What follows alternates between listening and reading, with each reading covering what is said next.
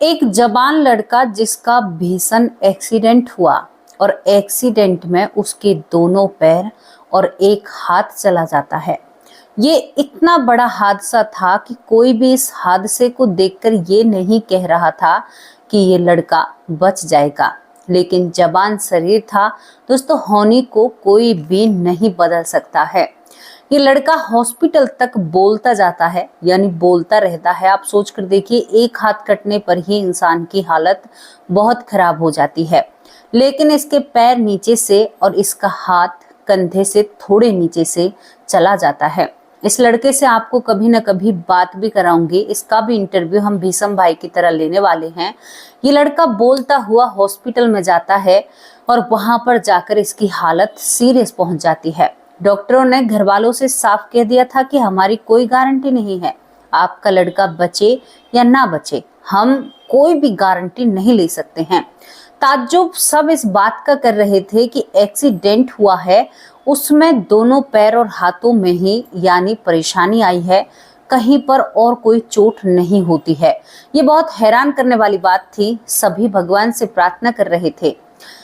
लड़का हॉस्पिटल में इसका इलाज चल रहा था और इलाज के दौरान इसके साथ वहां पर कुछ ऐसा घटित होता है कि ये जब घर वालों के सामने उस सच्चाई को रखता है तो घर वालों के होश उड़ जाते हैं, मुंह खुला के खुला रह जाता है। और ये लड़का उसके बाद दोस्तों यहाँ पर एक साधु बन जाता है, ऐसा साधु जो शायद आज तक किसी की दुनिया की नजरों में नहीं आया होगा, क्योंकि ये अब भगवान को पाना चाहता है, भगवान से मिलना चाहता है और दुनिया की नजर में नहीं आना चाहता है। लेकिन जब हमारी इनसे बातें होती हैं तो हम थोड़े से हैरान हो जाते हैं कि ऐसा कैसे हो सकता है, क्या ऐसा भी हो सकता है। वो कभी भी किसी को कोई इंटरव्यू नहीं देता है, कभी भी किसी से कोई बात नहीं करता है। वो कहता है कि कहीं ना कहीं मुझे पश्चाताप है जो मैंने किया है। और उसे ये सारी चीजें कैसे मालूम होती हैं कि उसने भाई बुरा किया या अच्छा किया, वरना जब उसका एक्सीडेंट हुआ और जब उसके हाथ पैरों से ब्लड निकल रहा था तो वो यही कहता है कि मैंने तो कोई भी ऐसा पाप नहीं किया है, भगवान तुमने मुझे किस चीज की सजा दी है। वो घबराने लगता है। आप सोच कर देखिए, हमारे एकदम से हाथ पैर चले जाएं तो हमारे अंदर घबराहट बनेगी ना कि हम अब इनके बिना कैसे रहेंगे, लेकिन शायद उसकी किस्मत या उसका नसीब। और यहाँ पर ये बताता है कि मुझे यमराज भी लेने के लिए आए थे। क्या यमराज की वजह से उसकी जिंदगी में परिवर्तन हुआ था? देखो, मैं आपके सामने इन स्टोरियों को क्यों ला कर रखती हूँ, बहुत कोशिश करती हूँ, मेहनत करती हूँ, ढूंढ कर लेकर आती हूँ। क्यों आती हूँ? क्योंकि आज परिवार 1,01,140 लोगों का हो चुका है, पता है ना आपको। तो मैं चाहती हूँ जो मेरा परिवार 1,01,140 लोगों का मेरा जो परिवार है, मेरे परिवार के सामने बातें तो आए, मेरे परिवार इन बातों से कुछ सीख लेगा। और हमेशा हर सदस्य की एक इच्छा रहती है कि मेरा परिवार अच्छे से चले, और मैं तो इतने बड़े परिवार की सदस्य हूँ तो मैं अपने परिवार को अच्छा नहीं चलाना चाहूंगी। मैं सच में ही कहती हूँ आप लोगों से, मैं दिल से कहती हूँ कि आप एक अच्छी राह पर चलेंगे ना तो चलेंगे आप, सुकून मुझे महसूस होगा, अच्छा मुझे लगेगा। इन स्टोरियों को इसीलिए कवर करके लेकर आती हूँ और ये 100% सत्य होती हैं। अब यहाँ पर हम करीबन 10 दिन के अंदर जो धनराज है जिसका पुनर्जन्म हुआ था, उसको हम अपने शो पर लेकर आने वाले हैं। दोस्तों, हम उनके घर ही जाएंगे। इस व्यक्ति से भी आपको मिलाऊंगी जिसके दोनों पैर और एक हाथ आज भी नहीं है, लेकिन आज वो परमात्मा की भक्ति में लीन, शादी नहीं की है। कैसे यमराज उसे छोड़कर जाते हैं, क्या उसकी जिंदगी में होता है, बहुत ही रोचक स्टोरी है और कुछ ना कुछ आपको सिखा कर जाएगी। तो जिस तरह से मैं प्रसन्न होती हूँ स्टोरी को बताते वक्त, क्या मुझे आप कमेंट कर कर बता सकते हैं कि आप भी उतने ही प्रसन्न होते हैं स्टोरी को सुनते वक्त? तो चलिए, आपको बदायूं चलना होगा। बदायूं में यहाँ पर आनंद प्रकाश नाम का एक व्यक्ति होता है। व्यक्ति क्या कहूँ, लड़का ही कहूंगी मैं इसे। और आज से काफी साल पुरानी बात है, यानी करीबन 15 साल पहली बात है। 15 साल पहले ये जो आनंद होता है बड़ा ही किशोर अवस्था में था, जवान था, शरीर हट्टा खट्टा था। एक हिंदू परिवार में, सनातन धर्म में होते हुए ये कुछ गलत काम करता था। अब आपको बताऊं गलत काम क्या करता था। ये भाई मुर्गा बहुत खाया करता था, यानी मुर्गा इसे बहुत पसंद थे। फेवरेट लिस्ट में जो खाने का नाम अगर इनसे पूछा जाए तो मुर्गा यानी मांस खाना इसका मतलब फेवरेट फूड रहा करता था। घर वालों से छुपके खाया करता था, घर वालों को नहीं बताया था कि मैं ऐसी चीजें खाता हूँ, बाहर खाकर आया करता था, घर में तो अलाउड ही नहीं थी ये सारी चीजें। दोस्तों ये यही सब कुछ करता है और किस लिए करता है, सेहत को बलवान बनाने के लिए कि भाई मैं तंदुरुस्त लगूंगा, पहलवान बनूंगा, अच्छा हट्टा कट्टा शरीर इसका मानो जैसे लोहे से बना हुआ हो, क्योंकि डाइट इसकी अच्छी थी, खाना पीना अच्छा था, सब कुछ अच्छा करता था। तो भाई शरीर तो बनना है ही ना, आप अपने शरीर का ध्यान रखेंगे, लेकिन आप साथ में देखो मांस का सेवन कर रहे हैं। यहाँ पर इसके भाई भी होते हैं, उनका शरीर भी ऐसा था, लेकिन वो शुद्ध शाकाहारी होते हैं।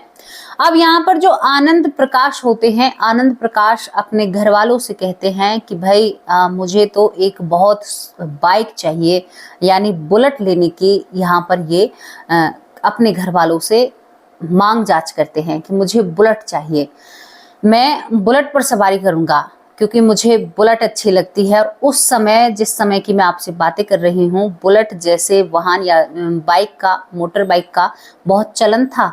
जो जवान लड़के हुआ करते थे उन्हें बुलेट बहुत ज़्यादा पसंद थी। उससे पहले राजदूत थी।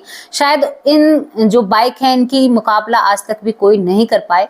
अब ये यहाँ पर आनंद बहुत ही ज़्यादा जिद करता है। पिता एक किसान थे, किसान होते हुए वो कहते हैं कि चलो कोई बात नहीं, तुम्हें बुलेट चाहिए, तो घर का लाडला बेटा था, इसको एक बुलेट दिला दी जाती है। अब ये पूरा टशन में शाम के वक्त मतलब बाहर जाना और मुर्गी को अपने सामने ये कटवाया करता था। और कभी कभी तो ये अपने जो इसका भाई था, जो इसकी तरह ही पहलवान था, उसके बच्चों को कठोर दिल बनाने के लिए, यानी जो स्ट्रांग बने, उन्हें अपने साथ ले जाकर उन्हें उस मुर्गी को कटते हुए दिखाया करता था और कहा करता था कि घर मत बताना तुम ये सारी चीजें देख रहे हो। हाँ, उन्हें खिलाता नहीं था, खुद खाता था, उन बच्चों को दिखाया जरूर करता था कि और घर वालों से कह दिया करता था कि मैं इसलिए दिखाता हूँ ताकि आपके बच्चे थोड़े से स्ट्रांग बने। और अब एक भाई था, भाई छोटे भाई से क्या कह सकता है। दोस्तों आप सोच कर देखिए उसकी मानसिकता कैसी थी। आज तो वो बहुत अच्छे इंसान हैं, लेकिन एक वक्त ऐसा भी था कि वो बहुत कठोर दिल के और बहुत कट्टर इंसान थे। बच्चों को जब ये दिखाते हैं तो बच्चे बीमार पड़ जाते हैं। भाभी सख्त मना कर देती है कि भाई मेरे बच्चों को मत ले जाओ, मैं नहीं चाहती, चलो कोई बात नहीं है। अब यहाँ पर ये अपनी जिंदगी मौज से बिता रहा था और हफ्ते में 2 बार ये नागा किया करता था। एक तो हनुमान जी के बार को कहकर कह दिया करता था कि आज मंगल है, आज नहीं खाऊंगा। एक और बार इसने चुन रखा था। दोस्तों आप खाते हो तो बार कोई मायने नहीं रखते हैं, आपका पाप उतना ही काउंटिंग हो रहा है, चिंता मत कीजिए। आप मंगल को नहीं खाओगे तो भगवान आपको माफ कर देंगे, क्योंकि आप एक जीव की हत्या कर रहे हो, तो इसका तो आपको भोगना पड़ेगा ना, इस चीज का तो आपको सब कुछ भुगतान करना होगा। अब एक दिन आनंद अपने घर से माँ से परमिशन लेता है और कहता है कि माँ मेरा कहीं घूमने का मन है। तो दूसरी रिश्तेदारी में वो जाने की तैयारी करता है और अपनी माँ से इजाज़त लेकर जो आनंद होता है वो अपनी बुलेट उठाता है और दोस्तों अकेले में ही उस बुलेट में स्पीड दांग देता है। वो बिल्कुल बेफिक्री की जिंदगी जिया करता था। आप सोच सकते हैं उसकी मानसिकता कैसी होगी, जो बच्चों को ही ऐसी चीजें दिखा रहा था, उसकी खुद की मानसिकता कैसी होगी। अब वो रास्ते में जा रहा था। दोस्तों रास्ते में जब वो जा रहा था तो उसका रास्ते में एक्सीडेंट होता है। एक्सीडेंट कुछ इस तरह से होता है कि पहले जो अगले पहिए ट्रक के होते हैं वो उसके पैरों से गुजरते हैं। वो किसी तरह से घूमकर ऐसा आता है कि उसका एक हाथ भी उस ट्रक के नीचे आ जाता है। आप सोच कर देखिए दिमाग में, वो कुछ इस तरह से आता है कि उसका सीना, एक हाथ और पेट वेट सब कुछ बच जाता है, लेकिन दोनों पैर उसी वक्त बिल्कुल खत्म हो जाते हैं। आप सोचकर देखिए एक ट्रक के आगे एक इंसान के शरीर का क्या बचेगा। बुलेट जैसी सवारी थी वो बहुत दूर तक खिसकती है और उसके बाद लोगों का जमावड़ा वहां पर जमने लगता है और इस आनंद को उठाकर जल्दी से हॉस्पिटल में ले जाया जाता है। खून ऐसे बह रहा था कि मानो जैसे इसके अंदर या कुछ ऐसी चीजें लग रही हों। लोगों ने, किसी ने अपने गमछे से, किसी ने अपनी स्वापी से, किसी ने, जो महिलाओं के पास दुपट्टे थे उन्होंने भी, एक जवान लड़का है, देखो किसी का कितना सुंदर लड़का है। अब हमें उसके कर्मों के बारे में नहीं पता, हम तो देखकर यही कहेंगे ना कि कितना सुंदर बच्चा है किसी का, देखो इसके साथ क्या हुआ है, जल्दी से करो, इसको जल्दी हॉस्पिटल पहुंचाओ, क्योंकि मन में यही उमंग रहती है कि भाई बहुत बुरा हुआ है। लोगों की सूझबूझ से वो एक अच्छे हॉस्पिटल में पहुंच जाता है, उनके घर वालों को खबर कर दी जाती है। जैसे ही ये लड़का बोलता हुआ रास्ते में जाता है, लेकिन हॉस्पिटल से थोड़ी दूर पर इसकी आवाज बंद हो जाती है। इसको आईसीयू रूम में भर्ती किया जाता है। इसके घावों को, इसके पैरों को देखा जाता है। डॉक्टरों ने घर वालों पर साइन करा लिए थे। डॉक्टरों ने कहा था कि आज तो नहीं, अब तो हम ब्लड को रोकने की कोशिश करेंगे, लेकिन इसके पैर बिल्कुल खत्म हैं और एक हाथ बिल्कुल खत्म है। कल इनके हाथ और एक पैर काटना पड़ेगा। घर वाले रोने लगते हैं कि हमने तो अपने बेटे की शादी के सपने देखे थे, इसकी शादी, इसका ब्याह होना, और ये सब कुछ अब कैसे होगा, क्योंकि बिना हाथ पैर वाले लड़के से कौन लड़की अपना शादी करने का सपना देख सकती है। घर वालों के जो सपने थे ना, वो चूर चूर हो जाते हैं। माँ बिल्कुल बावली सी हो जाती है। माँ को हालांकि कोई लेकर नहीं जाता, लेकिन माँ खुद अपने आप पहुंच जाती है उस हॉस्पिटल में। दोस्तों, यही सब कुछ चल रहा था। डिसीजन लेना, फैसला लेना एक बहुत मुश्किल घड़ी बन रही थी, क्योंकि जब किसी अपने के साथ बीतती है ना, तो उस पल फैसले लेने बहुत मुश्किल हो जाते हैं। घर वालों ने सोचा कि हाथ पैर नहीं है, कम से कम हमारा बच्चा हमारे सामने बैठा तो रहेगा। घर वाले साइन कर देते हैं। दूसरे दिन इसका ऑपरेशन होना था। इसके अंदर धड़कन चल रही थी। दोस्तों, यहाँ पर इसके अंदर धड़कन चलती रहती है। डॉक्टर ने कह दिया था कि देखो, हम ऑपरेशन कर रहे हैं, लेकिन हम गारंटी नहीं लेंगे कि ये बचेंगे या नहीं बचेंगे, क्योंकि खून बहुत बह चुका है। बहुत सारा खून इसे चढ़ाया जाता है। खून की पूर्ति करने के बाद, बॉडी एक सही पोजीशन में आने के बाद, अब इसका ऑपरेशन शुरू होता है। दोस्तों, जो ऑपरेशन दूसरे दिन होना था, वो तीसरे दिन होता है। तीसरे दिन डॉक्टर बताते हैं कि ऑपरेशन करते वक्त लग रहा था कि अब इसकी जान जाएगी, अब इसकी जान जाएगी। और इस लड़के के हाथ, एक हाथ और दोनों पैर काट दिए जाते हैं। काटने के बाद उनको सिलकर पट्टी बांध दी जाती है। सोचिए इस लड़के पर क्या बीत रही होगी। हालांकि अभी इसने देखा नहीं है, इसको नहीं पता कि मेरा ऑपरेशन हुआ है मेरे हाथ पैर, क्योंकि इसने अपने हाथों पैरों को देखा था। अब यहाँ पर घर वाले प्रार्थना करते हैं।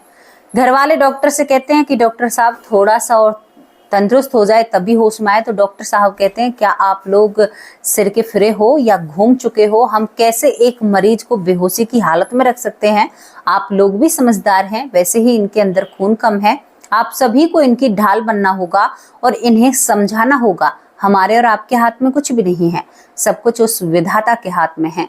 दोस्तों, यहाँ पर घर वाले भगवान से प्रार्थना करते हैं। अच्छा, पिता रो रहे हैं कि हे परमात्मा, तुमने मेरे बेटे के साथ बहुत बुरा किया है। तुमने जो किया है ना, वो ठीक नहीं किया। मैं तेरे दर पर आता था, तेरा नमस्कार किया करता था, मैं तेरी पूजा आराधना करता था, और तुमने मेरे बेटे के साथ ऐसा कर दिया। माँ सीना चीर सारे सपनों को खत्म कर दिया है तुमने भगवान। मेरे जो सपने हैं तोड़ दिए हैं। मैं कहाँ जाऊंगी? इस बच्चे को जीवन भर मुझे झेलना है और मुझे अब इसे पालना ही है। जिसके पैर नहीं है, जिसके हाथ नहीं है, उसे तो पालना ही होगा। दोस्तों, भगवान को पूरी गालियां पड़ रही थी, जी तोड़ गालियां पड़ती हैं, और भगवान को जैसा उनके मन में आ रहा था ऐसा भगवान को बोला जा रहा था। आमतौर पर ऐसे हादसों में होता ही है।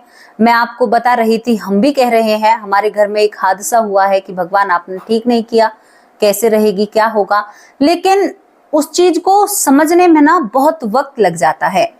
इसके बाद उस लड़के का होश में आने का वक्त होता है। जब वो लड़का होश में आने के लिए तैयार होता है, तो सब लोग कहते हैं कि भगवान किसी तरह से संभल जाए। अच्छा, अब भी उसी भगवान का सहारा है जिसे थोड़ी देर पहले गालियां दे रहे थे। अब भी कि भगवान ये अब मतलब सोचे ना, कहीं कोमा में ना चला जाए, एकदम जो चिंता इसको बनेगी। सब प्रे कर रहे थे। गालियों के बाद प्रे शुरू हो गई थी। वो भगवान, देखो उसकी माया छाया, वो बेचारा सब कुछ सहन करता है। क्योंकि वो हमारे पिता है ना, वो सब कुछ सहन करते हैं कि बच्चे हैं, बच्चों से ही गलतियां होती हैं। इसके बाद यहाँ पर आनंद को होश आता है। होश आने के बाद आनंद बिल्कुल आम और नॉर्मल लग रहा था। घर वाले सोचते हैं कि इतना बड़ा हादसा है, इसके पैर चले गए और इसने बिल्कुल भी इन चीज़ों की गम नहीं किया, बिल्कुल भी इन चीज़ों का ये नहीं किया कि मेरे साथ ऐसा क्यों हुआ है, क्या हुआ है। माँ रोती है तो ये कहता है कि माँ रो मत, ये मेरे कर्म हैं जो मेरे सामने आ रहे हैं। माँ हैरान हो जाती है कि बेटा इतनी समझदारी की बात कर रहा है। चलो, घर वालों के लिए तो ये बात सही है, अगर मरीज अच्छी बातें करेगा तो घर वालों को ज्यादा दिलासा मिलेगी। उसके बाद सभी अपनी अपनी राय इस लड़के के सामने रखते हैं, लेकिन ये लड़का एक ही बात सबके सामने कहता है, ये मेरे किए हुए कर्म हैं जो मैंने इसी जन्म में किए हैं और वही मैं भोग रहा हूँ, मुझे यमराज जी बताने के लिए आए थे। अब घर वाले सोचते हैं कि शायद इसका ऑपरेशन हुआ है, नशे की जो दवाई है उससे दिमाग घूम रहा है। कई दिन हो जाते हैं, कई दिन होने के बाद भी ये लड़का बस एक नाम इसकी जुबान पर, राम राम, हे राम, हे राम, हे राम, अब यही करता रहता है, अब भी यही करता है और कोई दूसरा नाम नहीं लेता है। ये जब यही नाम रटता रहता है तो घर वालों को थोड़ा सा शक होता है। जो लड़का एक अगरबत्ती भगवान के सामने नहीं जला सकता था, वो लड़का आज राम का नाम ले रहा है। कुछ ना कुछ तो दाल में काला है। अब माँ बाप, भैया भाभी, बहनें सभी आकर बैठ जाती हैं। कहती हैं कि आनंद, तुम्हें हुआ क्या है, क्या तुम किसी सदमे में हो? डॉक्टर से भी कई बार पूछ लिया था कि डॉक्टर साहब इसको कोई सदमा लगा है। अब ज्यादा दिन हॉस्पिटल में रहना था, बहुत बड़े ऑपरेशन थे इसके। डॉक्टर साहब कहते हैं कोई सदमा नहीं है, बिल्कुल एकदम फिट एंड फाइन है ये, और इनको ऐसे ही अपनी जिंदगी जीनी है। अब यहाँ पर घर वालों को तो बेचैनी होने लगती है कि ये हमारा बेटा नहीं है, हमारा बेटा तो बिल्कुल बदल चुका है, हाथ पैर तो गए गए, इसकी बुद्धि भी गई लगे है। लेकिन कहते हैं ना कि राम का नाम तो अच्छा होता है, लेकिन घर वालों को ये राम का नाम रास नहीं आ रहा था। घर वाले कभी गाली देते हैं, कभी दुआ लेते हैं। अब यहाँ पर घर वाले जब पूछते हैं तो वो कहता है कि आप लोगों को मैं समझाऊंगा तो भी आप नहीं समझोगे। तो पिता कहता है कि बेटा, ये बाल धूप में सफेद नहीं हुए हैं, ये इस दुनियादारी को देखकर, इस समाज को देखकर सफेद हुए हैं। तू जो भी बताएगा मैं उस पर यकीन करूंगा, लेकिन हमारे इस दिमाग के जो वहम है, शक है, इसको दूर कर। तो वो कहता है कि मैं आपका ही आनंद हूँ, लेकिन मेरे साथ कुछ ऐसा बदल चुका है पिताजी कि अब मैं जिंदगी भर अपने आप को बदलना चाहता हूँ। कहते हैं ना कि वो अब पछताए से हो क्या जब चिड़िया चुग गई खेत, ये कहावत यहाँ पर सिद्ध होती है। इसके बाद ये बताता है आनंद के पिताजी, उस दिन जब मुझे ला रहे थे ना, वहां जब मैं रोड पर पड़ा था तो एक व्यक्ति मेरे साथ रहता है। बड़ा भयानक सा शरीर था उसका, बहुत बड़ा, चेहरा तो अच्छा था, बहुत तेज था, सही था, लेकिन वो मुझ पर हंसता है और बहुत जोर जोर से हंसता है। कहता है कि सब कुछ आप सब साथ थे, मैं उसे देख रहा था, उसे देखकर मुझे घबराहट भी होती है कि ये अजीब सा इंसान कौन है, ऐसे इंसान तो आसपास नहीं रहते हैं पिताजी। उसके बाद वो मेरे हॉस्पिटल में भी आता है। हॉस्पिटल में उसने मुझे उसी दिन बता दिया था कि जैसे तुमने अपने सामने एक मुर्गे को कटवा कर खाया था ना, ऐसे ही तुम्हारे पैर अब तुम्हारे सामने काटे जाएंगे और तुम कुछ नहीं कर सकते, तुम्हारे हाथ में नहीं है, और तुम्हारे घर वाले इसके लिए परमिशन देंगे। जैसे तुम परमिशन देते थे ना उसको काटने के लिए, ऐसे ही अब तुम्हारी परमिशन वो देंगे तुम्हें काटने के लिए। तुम्हारे दोनों पैर मुर्गे की तरह काटे जाएंगे, तुम्हारे हाथ भी मुर्गे की तरह ही काटा जाएगा। एक हाथ दे दिया है, वो भी भगवान की दया है या रहम है, ये सोचो। और पिताजी, वो व्यक्ति मुझे देखकर बहुत जोर जोर से हंसता है। मेरी आंखों में आंसू आते हैं कि ये व्यक्ति ऐसा क्यों कर रहा है। तो यहाँ पर घर वालों को भी समझ में आता है, जब उनका बेटा बीमारी में पड़ा था तो आंखों को इधर उधर ऐसे घुमाता था कि जैसे किसी को देख रहा हो या घबरा रहा हो। डॉक्टर कहते थे कि ये सदमे में है, इसको पसीने आ रहे हैं, बीपी ऊपर नीचे है, हादसा इसके साथ हुआ है। लेकिन आनंद कहता है कि मैं हादसे से मुझे पता नहीं चला मेरे साथ क्या हुआ, क्योंकि कई लोगों से हमने जब बात की है तो लोग बताते हैं कि हादसे के वक्त नहीं मालूम होता कि कहाँ कितनी चोट है। अब यहाँ पर मैं सोच में पड़ जाता हूँ, लेकिन मुझे थोड़ा थोड़ा आपकी बातें सुनाई देती हैं, सब लोगों का डिसीजन, सब लोगों की बातें। उस व्यक्ति वो बाहर अंदर जाता है, कहता है कि तुम्हारे पिता ने साइन कर दिए हैं, तुम्हारी माँ ने कहा है कि बैठा तो दिखेगा। वो सब कुछ मुझे बताकर और मुझे तड़पा रहा था मेरे अंदर से, और ज्यादा मुझे ऐसा लग रहा था कि मैंने मुर्गे क्यों खाए, मैंने मांस को क्यों हाथ लगाया। अच्छा, यहाँ पर वो व्यक्ति ये भी समझाता है कि तू अपने उन बच्चों को भी पाप में डुबो रहा था, उन्हें दिखाकर ये सारी चीजें। क्या उस मुर्गे के अंदर या मुर्गी के अंदर जान नहीं होती है? क्या उस अंडे के अंदर जान नहीं होती है? तुम्हें तो ये तो यहाँ पर तुम्हारे साथ थोड़ा है, जब तुम ये जिंदगी काटोगे, इससे आगे जो दुख तुम बर्दाश्त करोगे ना, बिना शादी के जीवन जो तुम्हारा रहेगा, लोगों के सहारे तुम रहोगे, खाना लोगों ने दे दिया तो तुम खाओगे, वरना भूखे बैठे रह जाओगे, तब तुम्हें मालूम होगा कि तुमने क्या किया है। लोगों की यहाँ पर एक ऐसी दृष्टि तुम्हारे ऊपर बनेगी कि देखो भाई बेचारा, जो बेचारा शब्द होता है ये भी तुम्हारा एक दंड है। और इन सब चीजों से भी निपटकर जब तुम कई सालों बाद ऊपर आओगे, वहां पर भी तुम्हें बहुत कुछ भुगतना है। और वो जोर जोर से हंसने लगता है। पिताजी, मैं उससे कुछ नहीं कह पाता हूँ क्योंकि ये बातें सत्य हैं। पिता कहता है कि बेटा, क्या तू मांस का सेवन किया करता था? वो कहता है कि हाँ पिताजी, मुझसे गलती हुई है, मैं घर से बाहर जाकर हफ्ते में 2 दिन नहीं खाया करता था, वरना रोज खाया करता था। अब दोस्तों, इस बात को सुनकर एक पिता को गुस्सा आता है। कहता है कि बेटा, मेरी उम्र निकल गई तुम्हें समझाने में कि ये चीजें हमारे लिए नहीं है, हमारे लिए और सारी बहुत चीजें हैं। लेकिन वही बच्चे दुख पाते हैं जो माँ बाप की बातें नहीं मानते हैं। आज तुम उसी दुख को भोग रही हो और ये सच में ही तुम्हारी करनी का फल है। ये लड़का रोने लगता है। माँ कहती है कि कोई बात नहीं, जो भी है अब इसको रुलाओ मत। लेकिन आनंद कहता है कि पिताजी, अब मैं घर नहीं जाऊंगा, मैं ठीक होने के बाद मैं वैराग्य लेना चाहता हूँ। तो माँ कहती है कि बाप ले, तू वैराग्य लेगा तो तेरी करेगा कौन? अब तू है उस लायक।